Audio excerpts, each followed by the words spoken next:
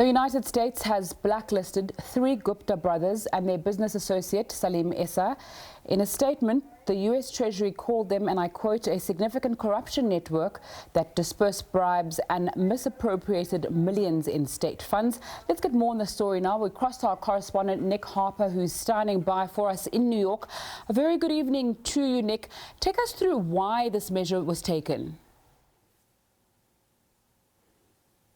Good evening. Well, this certainly seems to have been part of a long calculated and coordinated effort by the United States to stop the Guptas, because here we have this blacklisting by the US Treasury Department, but also a statement coming out from the State Department just a few minutes after that news, also reflecting the feelings of the US government between these 3 brothers and their business associates. So we had that blacklisting from the Treasury, those sanctions put in place, calling them, as you mentioned, a significant corruption network, pointing to their bribery and misappropriation of state assets. Also, within that statement, they talked about how the Guptas had used their influence to line their pockets with ill-gotten gains. And then just a few minutes later, we heard from the State Department. They put out a statement saying that this demonstrated the US commitment to promoting transparency, accountability and the rule of law. Also commending South Africa for all its efforts to battle corruption. So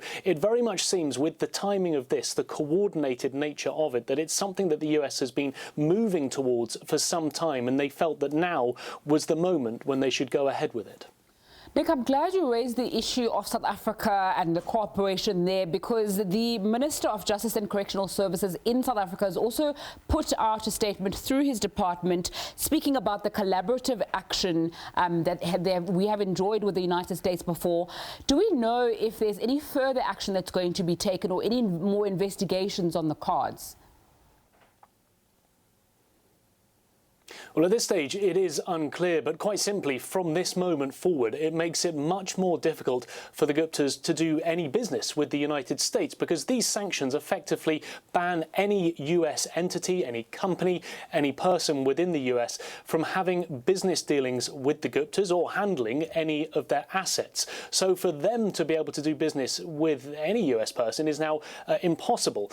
If someone were to go ahead with that, they would then be violating these sanctions and they would face prosecution. It's unclear if the US will push ahead with anything else, but it is a very strong statement from the United States government that they are aiming at the Guptas and aiming at this alleged corruption, saying that they are going to stamp it out and saying that they're going to work with the South African government to make sure that not just the Guptas, but anyone else with illegal dealings don't try and push ahead with what they're calling getting these ill-gotten gains.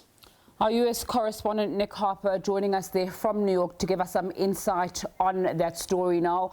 Following on that, we know that South Africa's Justice Minister Ronald Lamola has said he has noted the action taken by the United States to ensure that justice unfolded without hindrance.